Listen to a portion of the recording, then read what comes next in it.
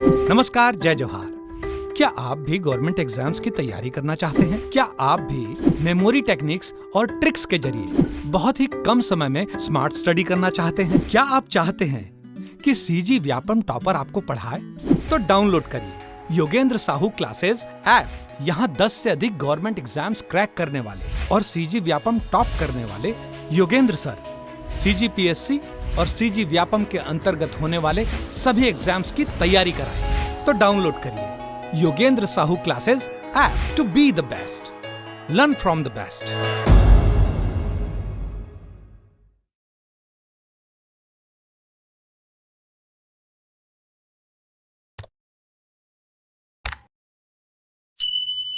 नमस्कार दोस्तों, आप सभी का स्वागत है योगेंद्र साहू ऑनलाइन क्लासेस में।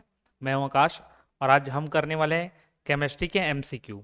ठीक है, ये सीरीज लगातार चल रही है जिसमें आज हम करेंगे केमिकल रिएक्शन से रिलेटेड सारे क्वेश्चंस। पिछले लेक्चर में हम लोगों ने कर रखा था जिसमें थोड़ा सा जो है ऑक्सीडेशन और रिडक्शन जो रिएक्शन होते हैं उस पर बेस्ड क्वेश्चन थे, बट आज पूरे रिएक्शन वाले क्वेश्चन हम करने वाले। बहुत ही इंपॉर्टेंट चैप्टर होने वाला है। अगर क्वेश्चन आया तो बहुत ही ईजी क्वेश्चन आएगा, अगर टफ आया तो फिर बहुत ही टफ आएगा। सारे रिएक्शन आप याद नहीं रख सकते, इवन कोई भी याद नहीं रख सकता, लेकिन एक तरीका होता है जिससे आप पहचान सके कि कौन सा रिएक्शन किस प्रकार का है। बस उसी चीज़ों को हमें समझना है, ठीक है। और इसके अगर डिटेल एक्सप्लेनेशन वाले आप वीडियो चाहते हो तो आप हमारे ऐप को इंस्टॉल कीजिए, योगेंद्र साहू क्लासेस ऐप को, और उसमें जब जाएंगे आप तो आपको 149 रुपीज़ पर एक्सप्लेनेशन वाले एक फोल्डर मिलेंगे, उसको आप परचेज करके देख सकते हैं, जहाँ पर आपको सारे सब्जेक्ट किसके, साइंस के, फिजिक्स, केमिस्ट्री और बायो, तीनों के रिलेटेड जो एमसीक्यूज हैं वो एक्सप्लेनेशन के साथ आपको मिलने वाले हैं। ठीक है, तो वो परचेस करके आप एक्सप्लेनेशन के साथ समझ सकते हैं, क्योंकि केमिस्ट्री ऐसी सब्जेक्ट है जिसको आप बिना एक्सप्लेनेशन की कोशिश करोगे तो केवल याद कर सकते हो, लेकिन समझ में वो आने वाला नहीं है। और याद कितनी सारी चीज़ों को करोगे, जहाँ पर लगता है मैं वो बोल देता हूँ कि आप इसको रट लेना, याद कर लेना, जहाँ लगता है कि इसको समझना जरूरी है तो मैं बताता हूँ कि इसको समझना जरूरी है, ठीक है, और समझाता भी हूँ। तो आपको एक्सप्लेनेशन चाहिए तो आप उसको परचेस कर सकते हैं। साथ में ये वाली जो सीरीज चली आ रही है सभी एग्जाम के लिए काम आने वाली है, और हाल फिलहाल में जो एग्जाम होने वाला है प्रयोगशाला परिचारक का, उसके लिए तो बेहद ही इंपॉर्टेंट है, और आप उस की तैयारी आप कर रहे हैं तो आपके लिए बेहतर अपॉर्चुनिटी हम लोगों ने क्रिएट करके रखा है कि हम लोगों ने एक कोर्स ला कर रखा है। उस कोर्स को आप परचेस कर सकते हैं ताकि आप अपने हर सब्जेक्ट में पकड़ बना सकें। तो बहुत ही कम कीमत पर वो कोर्स अवेलेबल है, आप उसको परचेस करके पढ़ सकते हैं। साथ में टेस्ट सीरीज भी अवेलेबल है, वो भी आप दिलाइए और दिलाते रहिए। जो भी एग्जाम आता है टेस्ट सीरीज दिलाना जरूरी है, ठीक है, तो इस बात को आप समझिए। ठीक, अभी इस चैप्टर की ओर बढ़ेंगे तो सारी चीज़ों को समझते हुए चलेंगे। तो मैंने बोला एक्सप्लेनेशन अगर चाहिए तो आप उस पर उस कोर्स की ओर जाइएगा, बहुत ही कम कीमत पर है वो, तो उसको समझ सकते हो, क्योंकि इस एक वीडियो में यूट्यूब के सारी चीज़ों को समझा पाना मुश्किल होगा। अब पहले क्वेश्चन को देख लेते हैं। निम्न में से कौन सी रासायनिक अभिक्रिया की प्रकृति हमेशा ऊष्माशोषी होती है? तो ऊष्माशोषी क्या होती है? अब अलग अलग प्रकार की अभिक्रियाएं होती है, ऊष्माशोषी, ऊष्माक्षेपी, अनुत्क्रमणीय, उत्क्रमणीय, ऑक्सीकरण अभिक्रिया, अपचयन अभिक्रिया, संयोजन, वियोजन, विस्थापन, अपघटन, तो इतने प्रकार की अभिक्रियाएं होती है। ठीक, अब उन अभिक्रियाओं में से ऐसा कौन सा रासायनिक अभिक्रिया होता है जिसकी प्रकृति हमेशा किस प्रकार की होती है? ऊष्माशोषी। अब यहाँ पर एक चीज समझना, रासायनिक अभिक्रिया, इतनी सारी रासायनिक अभिक्रियाओं के मैंने नाम लिए, जरूरी नहीं कि एक ही के अंदर कोई एक, अगर आपको केमिकल रिएक्शन दिया हुआ है तो जरूरी नहीं है कि उसके अंदर केवल एक ही प्रकार की अभिक्रिया हो रही हो। सेम टाइम पर उस पर दोनों अभिक्रियाएं हो सकती है, एक ऊष्माशोषी भी हो सकती है और विद्युत अपघटन अभिक्रिया भी हो सकती है। तो इसको आपको ध्यान में रखना होगा। तो उसी को पूछ रहा है कि ऐसी कौन सी अभिक्रिया है इन चार ऑप्शन में से जो हमेशा ऊष्माशोषी होगी? हमेशा ऊष्माशोषी, ऊष्माशोषी का मतलब आपको ध्यान में रखना होगा जिस अभिक्रिया में ऊष्मा को अवशोषित किया जाता है। शोषी मतलब अवशोषित करना, तो जिस अभिक्रिया में ऊष्मा को अवशोषित किया जाता है वो ऊष्माशोषी अभिक्रिया होगी। अब इसमें से कौन सी दहन अभिक्रिया? दहन में तो हम लोग जलाएंगे तो जरूरी है कि ऊष्मा अवशोषित ही हो, वो तो उत्सर्जित भी हो सकता है। अपघटन अभिक्रिया, विस्थापन प्रतिक्रिया, प्रतिक्रिया अभिक्रिया एक ही चीज होता है, ठीक है, रिएक्शन बोलते हैं इंग्लिश में दोनों को। अब विस्थापन में क्या होता है? एक चीज दूसरी जगह मूव करता है, एक जगह से दूसरी जगह मूव करता है, कैसे आगे देखेंगे। संयोजन में दो तत्व आपस में जुड़ जाते हैं, ठीक है। तो ये अपघटन जो होता है ना, ये आपका सही आंसर होता है, बाकी तीन क्या रहेंगे? गलत रहेंगे। अपघटन अभिक्रिया या प्रतिक्रिया ऐसी अभिक्रिया होती है जो हमेशा किस प्रकार की होती है? उसकी प्रकृति ऊष्माशोषी प्रकार की होती है। तो कौन सा? अपघटन। क्यों? अपघटन मतलब टूटना, तोड़ने के लिए हमेशा ज्यादा आपको ऊष्मा देने की आवश्यकता होगी। एग्जाम्पल के तौर पर अगर मैं देख लूं, यहां पर NH3 है, इस NH3 को मुझे सोडियम और हाइड्रोजन में अगर तोड़ना है तो मुझे ऊष्मा देना होगा। जब तक मैं ऊष्मा नहीं दूंगा ये दोनों में अलग नहीं होगा। ठीक है, तो अमोनिया से हम लोग समझ सकते हैं। तो अपघटन कैसी अभिक्रिया है, हमेशा ऊष्माशोषी प्रकार की होती है। ठीक है, नेक्स्ट क्वेश्चन की ओर चलते हैं। क्वेश्चन नंबर 2, जिस रासायनिक अभिक्रिया में ऊष्मा निकलती है उसे क्या कहा जाता है? तो जिसमें ऊष्मा निकलती है उष्मा क्या कहेंगे, उसे ऊष्माक्षेपी बोलेंगे। अभी हम लोगों ने ऊष्माशोषी देखा, जो अभिक्रिया ऊष्मा को अवशोषित करती ऊष्माशोषी, और जो ऊष्मा निकालती है उत्सर्जित करती है तो ऊष्माक्षेपी कहलाती है। तो ऊष्माक्षेपी अभिक्रिया समझ गए। अब समझेंगे कैसे, एक क्वेश्चन ये डाउट ये आ सकता है कि इसको समझेंगे कैसे कि ऊष्माशोषी है या ऊष्माक्षेपी है। तो अपघटन तो मैंने बता दिया, साथ में आपको जब केमिकल रिएक्शन दिया होगा ना तो उसमें देखने के लिए मिलेगा कोई चीज बाहर निकल रही है या फिर वहीं पर स्थिर बना हुआ है, तो वहां पर ऊष्मा की ना कुछ वैल्यू आपको दी होगी, समझ में आ जाएगा कि हाँ ये गैसियस फॉर्म में निकल पा रहा है, वेपर के फॉर्म में निकल पा रहा है, तो वो क्या है, वहां पर उत्सर्जित हो रहा है, ऊष्माक्षेपी है। ऊष्माशोषी है मतलब उसको एक्सटर्नल हीट या इलेक्ट्रिसिटी के थ्रू या फिर लाइट के थ्रू दिया जा रहा है तो ऊष्माशोषी हो जाएगी। तो चीज आपको इक्वेशन को या फिर बोलना चाहिए कि अभिक्रिया को देखकर समझ में आ जाएगा। क्वेश्चन नंबर 3 देखते हैं, पानी में एक अम्ल या क्षार का विलय करने को किस नाम से जाना जाता है? तो पानी में एक अम्ल या क्षार का विलय करने को, ठीक है, अम्ल और क्षार कुछ भी हो सकता है, HCl एक अम्ल होता है, NaOH एक क्षार होता है, उसका पानी में विलय करने पर किस नाम से जाना जाता है? तो जब भी किसी चीज को हम लोग पानी में मिलाते हैं तो उसको किस अभिक्रिया के नाम से जाना जाता है, इसको बताना है। तो ये होता है आपका ऊष्माक्षेपी अभिक्रिया। ऊष्माक्षेपी अभिक्रिया, तो ऊष्माक्षेपी में क्या होता है, ऊष्मा उत्सर्जित होती है। तो अम्ल, बेसिकली अम्ल को एग्जाम्पल देखेंगे अगर अम्ल के एग्जाम्पल से, तो मान लेते हैं क्या है, HCl, इसको H2O में जोड़ दिए। H2O में जब भी जोड़ोगे तो यहाँ क्या होगा, ये क्या होती है, अम्ल जो होती है इसकी जो बोलना चाहिए कि ज्वलनशील टाइप की होती है, ज्वलनशील इसकी प्रकृति होती है। जब पानी में आप उसको मिलाओगे ना तो बुदबुदाहट के साथ गर्म वाष्प निकलने लगता है। बुदबुदाहट के साथ क्या, गर्म वाष्प निकलने लगता है। तो वाष्प कब निकलेगा, जब ऊष्मा उत्सर्जित होगी। तो ऊष्मा उत्सर्जित किसमें होती है, ऊष्माक्षेपी में, इसलिए क्या है, ऊष्माक्षेपी अभिक्रिया हो जाती है। ठीक है, किसी भी प्रकार के अम्लों को जब मिलाओगे, क्षार के केस में क्या होगा, क्षार के केस में जब क्षार मिलाओगे, जैसे NaOH ले लेते हैं, NaOH पानी में मिलाने बोल रहे भाई H2O में, तो इसमें क्या होगा, इसको ट्वाइस कर लो, ट्वाइस कर लोगे क्या, ताकि ये 2 और ये 2 इस तरीके से जब आप आगे बनाएंगे, अभी संतुलित करके नहीं बता रहा हूँ, बस समझ लो, इसमें 2H2O निकल जाएगा और 2Na बच जाएगा, तो ये सोडियम बचेगा। तो मैंने कभी भी बताया था किसी भी चीज को तोड़ने के लिए किसकी आवश्यकता होती है, ऊष्मा, और ऊष्मा आप जब देंगे, सॉरी, तोड़ने के लिए तो ऊष्माशोषी होगा। ऊष्माक्षेपी में क्या होगा, ये हाइड्रोजन जो है, हाइड्रोजन, तो ये जब 2 मॉलिक्यूल हो जाएंगे ना तो ये अपने अपने में जुड़ने का प्रयास करेंगे और वो सोडियम का साथ छोड़ देंगे। तो उस केस में क्या होगा, वहां पर ऊष्मा अवशोषित हो जाएगी जब हाइड्रोजन अपने हाइड्रोजन के साथ मिल जाता है। ठीक है, यहां से समझ में नहीं आ रहा है तो और एक एग्जाम्पल से समझ लेते हैं, जैसे कि विद्युत विघटन देखना, या फिर बोल सकते हैं क्या, क्षारीय विलयन था NaOH का, इसको हम लोगों ने मिलाया किसमें, H2O में मिलाया, और जब इसमें 2 इलेक्ट्रोड डालकर उसका विद्युत विघटन किया गया तो उस केस में क्या पाए कि इसमें से जो OH माइनस आयन है और यहाँ का जो H प्लस और OH माइनस आयन है ये अलग से निकल जाते हैं। अलग निकल जाने से क्या मतलब है, ये NaOH ट्वाइस बना लेते हैं और प्लस H प्लस ऐसे में भी टूट जाता है। तो ये इससे पहले जो रिएक्शन बताया, ये रिएक्शन बताया, दोनों के केस में क्या होता है, ऊष्मा उत्सर्जित होती है और वो ऊष्माक्षेपी अभिक्रिया कहलाता है। ठीक है, ऊष्माक्षेपी अभिक्रिया कहलाता है। तो ये चीज आपको ध्यान में रखना है।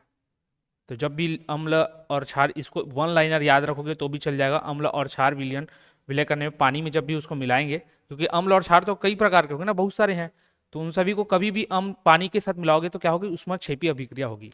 फिर क्वेश्चन नंबर 4, वह प्रक्रिया है जिसमें अम्ल और क्षार मिलकर लवण और जल का निर्माण करते हैं। वहां अलग क्वेश्चन था, ये अलग क्वेश्चन है।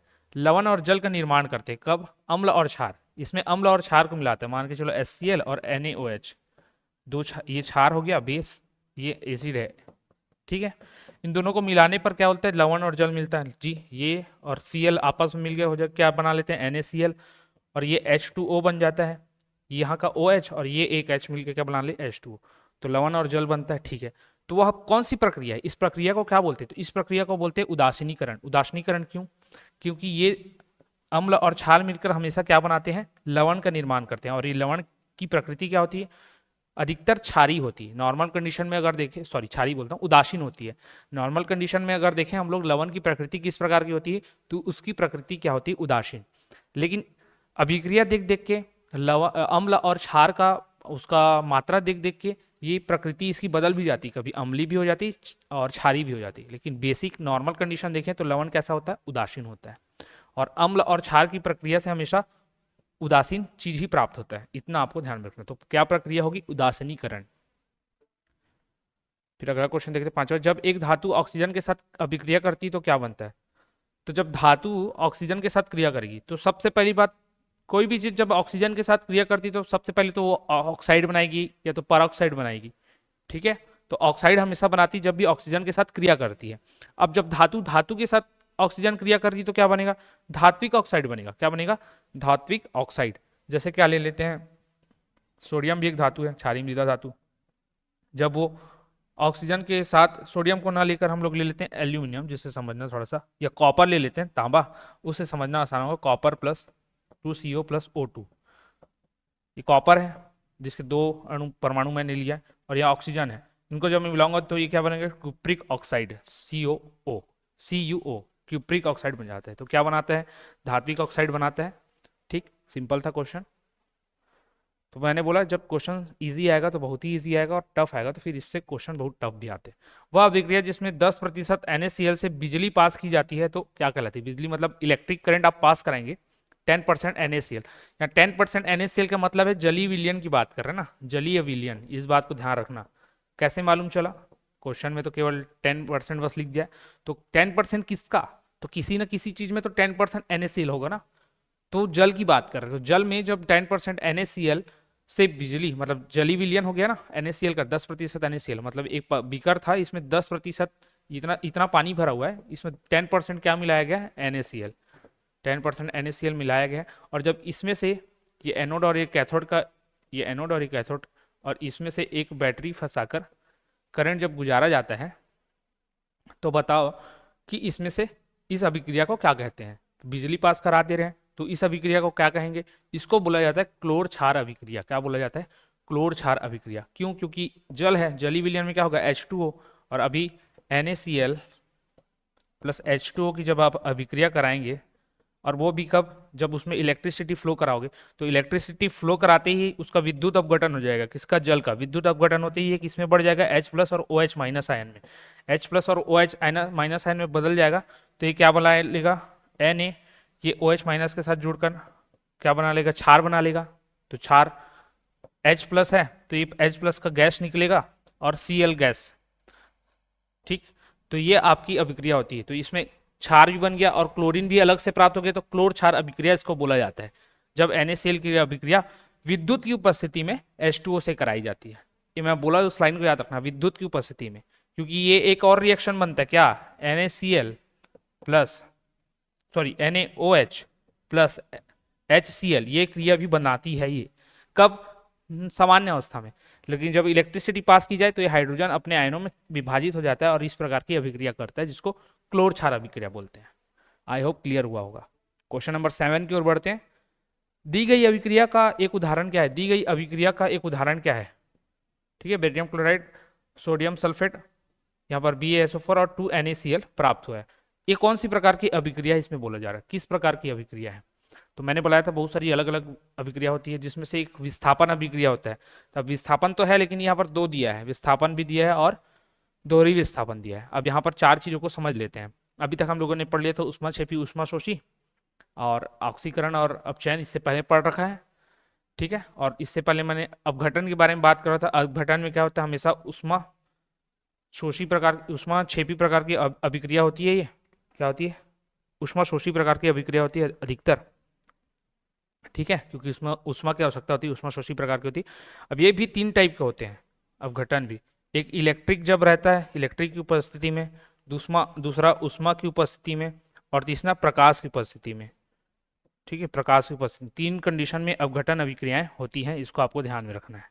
3 कंडीशन में होती हैं अपघटन।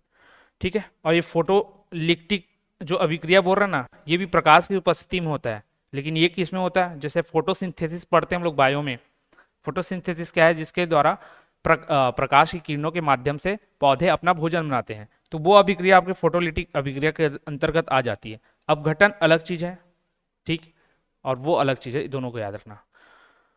उष्मा कैसे, कभी भी हीट दोगे आप भी किसी भी चीज को, तो हीट देकर वो क्या हो जाता है, दो भागों में टूट जाएगा या नया चीज बन जाएगा। तो उष्मा देने के कारण जो अभिक्रिया होगी तो उसको उष्मीय अपघटन बोलेंगे, और इलेक्ट्रिक करंट देने के कारण जो अपघटन होगा उसको क्या बोलेंगे, इलेक्ट्रिक अपघटन बोलेंगे। ठीक है, जिसे इलेक्ट्रोलाइटिक अभिक्रिया बोलते हैं, उस टाइप का। ठीक, आई होप इतना क्लियर।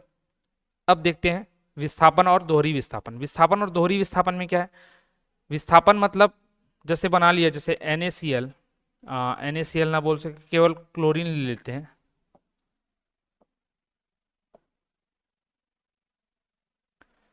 एग्जाम्पल मुझे याद नहीं आ रहा है, बट विस्थापन में क्या होगा कि बेसिक से ना, बेसिकली क्या होगा, एक स्थान से पदार्थ हटकर दूसरे स्थान पर चले जाएगा। और जब दोहरा विस्थापन होगा ना, तो दो जगह से अलग अलग विस्थापित होंगे। कैसे विस्थापित होंगे, यहाँ पर देखते हैं।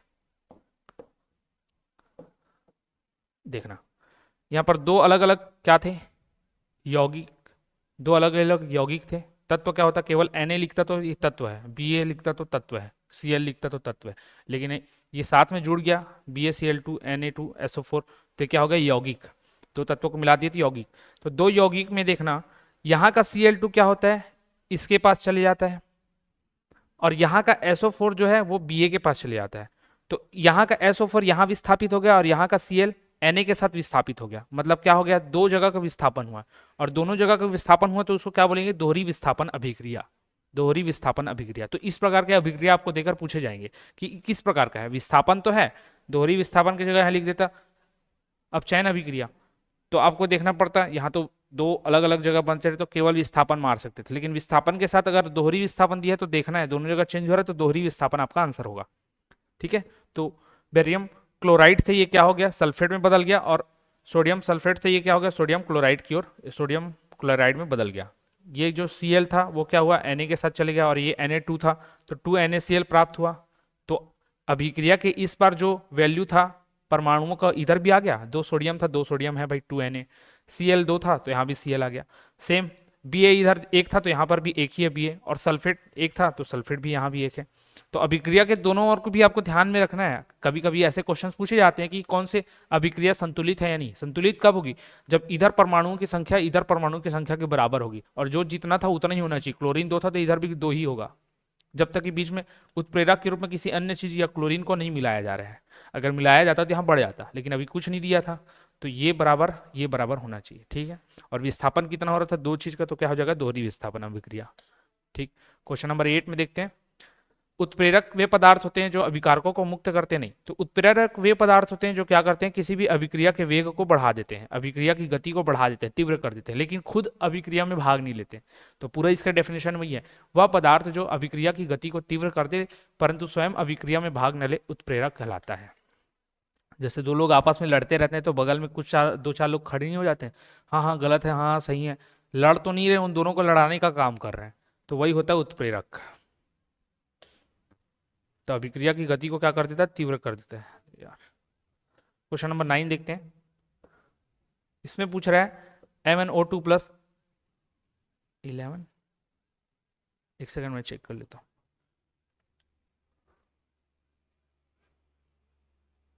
क्वेश्चन नंबर 9, क्वेश्चन नंबर 9,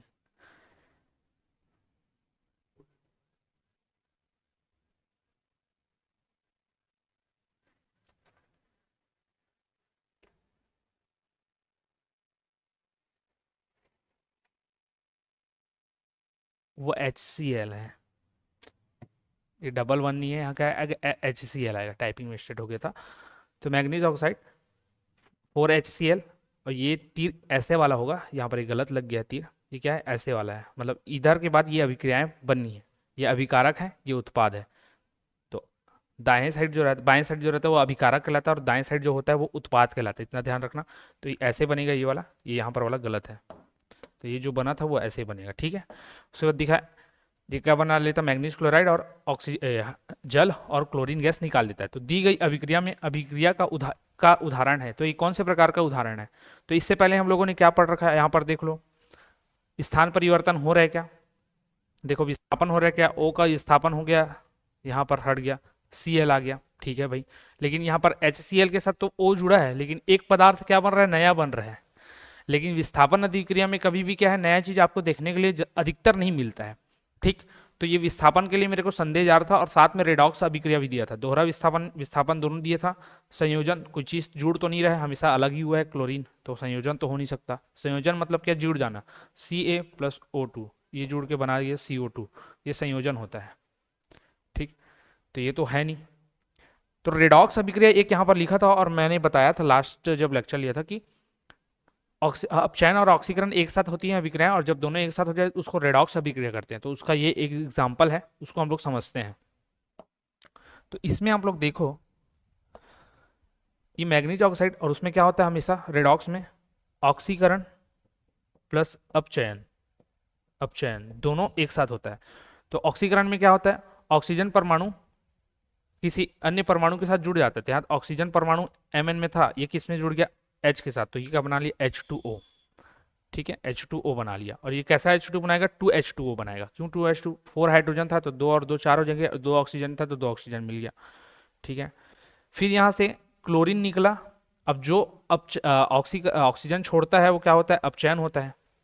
ये दूसरे को ऑक्सीकृत कर दिया, हाइड्रोजन को ऑक्सीकृत कर दिया, लेकिन खुद क्या हो जाएगा, अपचयित, और एक निकले हुए हाइड्रोजन से निकले हुए क्लोरीन को ग्रहण कर लेगा। तो एक क्लोरीन को ग्रहण करके मैग्नीज क्लोराइड बना लेता है, ठीक है। लेकिन यहाँ पर 2 क्लोरीन आया था, ये कैसे बन गया, तो यहाँ पर 4 की संख्या देख रहे हो, क्लोरीन की 4 संख्या थी, 2 यहाँ आ गया तो बचा हुआ 2 इधर आ गया। तो ये विस्थापन हुआ, लेकिन इसमें नया प्रोडक्ट भी बना। तो ये विस्थापन ना होकर रेडॉक्स हो गया, क्यों, क्योंकि हाइड्रोजन ऑक्सीकृत हो गया और मैग्नीज जो है अपचयित हो गया। तो कौन सी अभिक्रिया थी ये, रेडॉक्स अभिक्रिया थी। क्वेश्चन नंबर 10 देखते हैं, कॉपर ऑक्साइड और कार्बन मोनोऑक्साइड अभिक्रिया में अपचयन अभिकारक कौन सा है, मतलब अपचयन अभिकारक कौन सा होता है दोनों में, ये देख लो भाई, CO। इसमें अपचयन अभिकारक कौन सा होगा, तो पहले देख लेते हैं कि उत्पाद क्या बनता है। ये तो अभिकारक है, तो CO के साथ ये ऑक्सीजन जाकर जुड़ जाएगा, तो क्या बचेगा, क्यूप्रिक प्लस इधर carbon dioxide, cuprous plus carbon dioxide, ठीक है, Cu प्लस कार्बन डाइऑक्साइड बन गया, ठीक। अब इसमें बोल रहा है कि CO कार्बन मोनोऑक्साइड में अभिक्रिया कराए इसका, तो अपचयन अभिकारक कौन सा है, अपचयन अभिकारक कौन सा है, अपचयन कौन होता है, जो दूसरे को ऑक्सीकृत कर दे, अभिकारक मतलब एजेंट। तो रिड्यूसिंग एजेंट कौन होगा, जो दूसरे को ऑक्सीकृत कर दे, तो ये क्या है, ये दूसरे को ऑक्सीकृत कर रहे हैं। और ऑक्सीकरण यहाँ पर किसका हो रहा है, जिसके साथ ऑक्सीजन जाकर जुड़ रहा है, तो जिसके साथ ऑक्सीजन जुड़ता है वो तो क्या हो जाता है आपका ऑक्सीडाइजिंग एजेंट हो जाता है, ऑक्सीडाइजिंग एजेंट, क्योंकि वो खुद ऑक्सीकृत हो गया और दूसरे को क्या कर दिया, उसने अपचयित कर दिया। तो CuO आपका सही आंसर होगा। ये इसने क्या किया, दूसरे को ऑक्सीकृत कर दिया और स्वयं क्या हो गया, अपचयित हो गया। इस वजह से ये क्या हो जाएगा, अपचयन अभिकारक होगा, ठीक। एक बार चेक कर लेते हैं।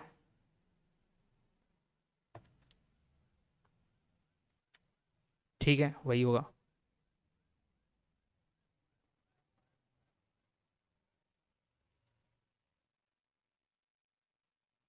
तो अपचयन किसका हुआ है यहाँ पर, CuO का अपचयन यहाँ पर हुआ है। फिर देखते हैं क्वेश्चन नंबर 11, निम्नलिखित में से कौन सा कथन सत्य या असत्य है। तो कथन ए को देखते हैं, प्रतिवर्ती अभिक्रिया का उदाहरण है। प्रतिवर्ती अभिक्रिया मतलब क्या बोल रहे हैं, अनुत्क्रमणीय अभिक्रिया का उदाहरण है। तो अनुत्क्रमणीय, प्रतिवर्ती मतलब वो चेंज नहीं होगा। तो यहाँ पर देख लो भाई, प्रतिवर्ती ये अभिक्रिया का उदाहरण है या नहीं है।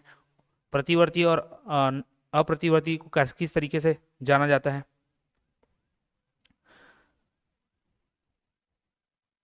सॉरी प्रतिवर्ती मतलब मैंने अनुत्क्रमणी बोला क्या, नहीं ये उत्क्रमणी, प्रतिवर्ती मतलब उत्क्रमणी। तो ये वाला सिंबल देखना, ये हमेशा किसको दर्शाता है, उत्क्रमणीय अभिक्रिया को। उत्क्रमणीय अभिक्रिया को मतलब जो चेंज हो जाएगा, इधर जो बना है प्रोडक्ट वो वापस इस रूप में टूट जाएगा, इसको बताता है ये वाला, ठीक है, ये बताता है हमेशा। और निम्नलिखित में से ऊष्मीय अपघटन का उदाहरण है। तो ऊष्मीय अपघटन में क्या होना चाहिए, आपका हीट मिलना चाहिए, हीट, ऊष्मा मतलब हीट होता है, लेकिन यहाँ क्या लिखा हुआ है, इलेक्ट्रिसिटी। ये अपघटन तो हो रहा है, इलेक्ट्रिसिटी के फॉर्म में हो रहा है, हमें किसके बारे में पूछा, ऊष्मीय अपघटन में, तो ये तो हो नहीं सकता सही। तो मुझे पता चल गया ये सही नहीं हो सकता, और पता चल गया कथन एक सही है। कथन एक सही क्योंकि प्रतिवर्ती बोला है, मतलब बदल जाएगी अभिक्रिया, एक बन तो गया उत्पाद लेकिन वो वापस बदल जाएगा, वही क्या होगा, प्रतिवर्ती या फिर उत्क्रमणीय अभिक्रिया। तो ये उत्क्रमणीय अभिक्रिया होगा सही, और वो गलत, तो केवल ए आपका सही है। दोनों तो सत्य नहीं है, केवल ए व सत्य, तो केवल ए व सत्य, आपका ऑप्शन बी सही हो जाएगा। फिर क्वेश्चन नंबर 12 देखते हैं, निम्नलिखित में से कौन सा कथन सत्य है। कथन सत्य देखते हैं, उत्क्रमणीय अभिक्रिया क्या होती है, जब वसा और तेल ऑक्सीकरण होता है तो उसमें उत्क्रमणीय अभिक्रिया होती है, उनकी गंध और स्वाद बदल जाते हैं। ठीक है, गंध और स्वाद तो बदल जाते हैं, ऑक्सीकरण भी होता है उसमें वसा और तेल का, ये भी सही है, लेकिन वो उत्क्रमणी नहीं होती। कैसी होती है, अनुत्क्रमणी। क्यों, क्योंकि उसका स्वाद जब बदल जाता है तो वापस स्वाद को आप वापस जैसे ला सकते हो क्या, जैसे एक लेस का एग्जांपल दिया था, उसमें आने वाले लेस या कुरकुरे या जो भी हैं, उनका जब स्वाद खराब हो जाता है तो वापस उसके स्वाद को ठीक किया जा सकता नहीं, वो खाने योग्य ही नहीं रह पाता है, मतलब उसको चेंज नहीं कर पा रहे। चेंज नहीं कर पा रहे मतलब क्या होगी, अनुत्क्रमणीय अभिक्रिया। और यहाँ पर किसके बारे में पूछा है, उत्क्रमणीय अभिक्रिया दे के पूछा है, तो ये तो कथन ए गलत हो जाएगा। कथन ए यहाँ पर क्या है, गलत है। और यदि किसी अभिक्रियाशील धातु के पृष्ठ पर हवा, पानी या उसके आसपास के अन्य पदार्थों का प्रभाव पड़ता है तो इसे संचारित होना कहा जाता है। ठीक है, और इस प्रभाव को क्या कहा जाता है, संचारण। तो जैसे लोहा एटमॉस्फेयर में बाहर पड़ा रहता है, उसमें नमी लगता है, ऑक्सीजन लगते हैं, तो क्या होता है, धीरे धीरे उसमें जंग लगना चालू होता है, और उसी जंग लगने को संचारण कहा जाता है। तो ये संचारण ठीक है ना, हवा, पानी या उसके आसपास के अन्य पदार्थों का प्रभाव पड़ता है किसी अभिक्रियाशील धातु पर, तो वो संचारित होना कहा जाता है, और इसे ही संचारण कहा जाता है। तो ये सही है, तो केवल बी आपका सही होगा, ये गलत था, ये सही है।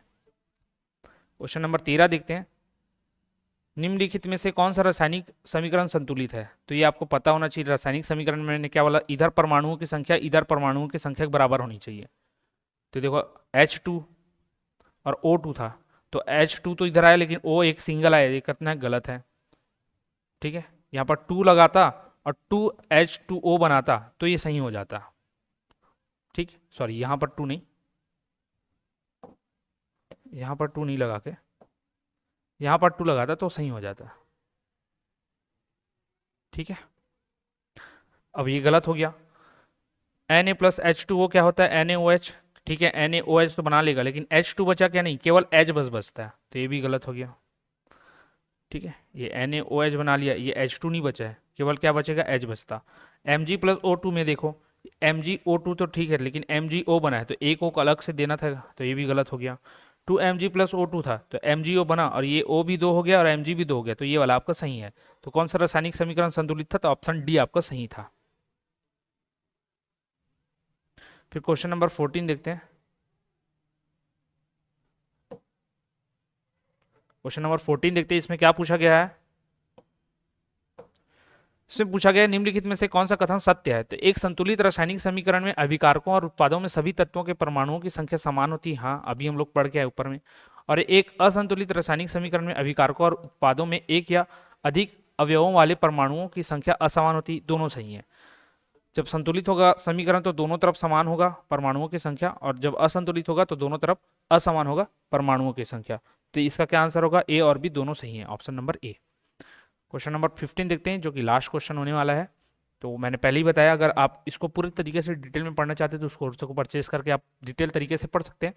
149 रुपये में आपको सभी मिल रहे हैं, वहाँ लगभग 1000 से ज़्यादा क्वेश्चनों की तैयारी या एक्सप्लेनेशन कर रहे हैं, हम चैप्टर वाइज कर रहे हैं। क्वेश्चन इसी प्रकार के रहते हैं, सिमिलरली रहते हैं, बस वहाँ पर एक्सप्लेनेशन आपको दिया जाता है, तो आप परचेस कर सकते हैं। 149 कोई बहुत बड़ी बात नहीं है, ठीक है, बट फिर भी आपकी उस पर डिपेंड करता है, इंटरेस्ट पर।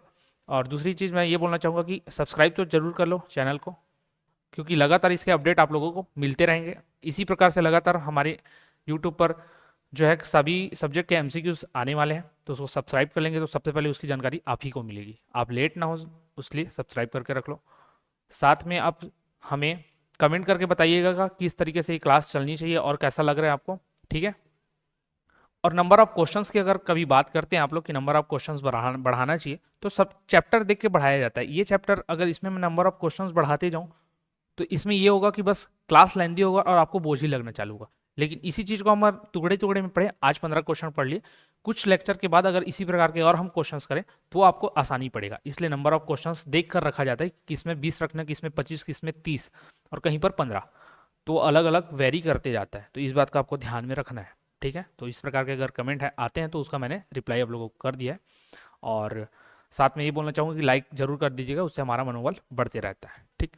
अब लास्ट क्वेश्चन की ओर बढ़ते हैं, क्वेश्चन नंबर 15। निम्नलिखित में से कौन सा कथन असत्य है, बोला असत्य पूछते हैं, असत्य है। तो नीचे दिए गए कथन में नीचे दिया गया उदाहरण अप्रत्यावर्ती अभिक्रिया है का है। अप्रत्यावर्ती अभिक्रिया मतलब क्या, अनुत्क्रमणीय अभिक्रिया। प्रत्यावर्ती मतलब क्या, उत्क्रमणीय अभिक्रिया, ठीक है। तो अप्रत्ययवर्ती मतलब अनुत्क्रमणीय, और चिन्ह किसका लगा है, उत्क्रमणीय का, तो ये तो गलत हो गया।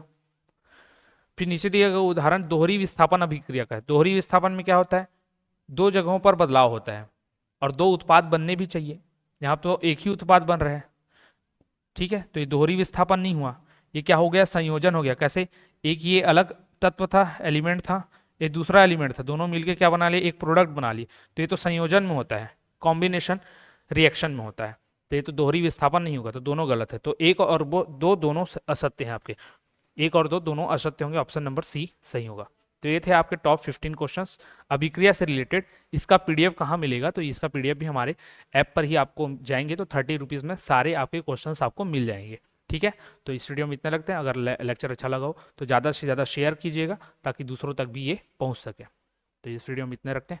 अगर कोई डाउट आया हो तो मैंने बता दिया है, या उसके बाद भी आप कमेंट करके पूछ सकते हैं। तो इस प्रकार के और जब लेक्चर लेके आऊँगा मैं इसी से संबंधित, अभिक्रियाओं से संबंधित, जो कि लाना बेहद जरूरी मुझे लगता है, तो फिर वहाँ पर मैं उन क्वेश्चंस का, उन कमेंट का रिप्लाई कर दूंगा और आपके डाउट को क्लियर कर दूंगा।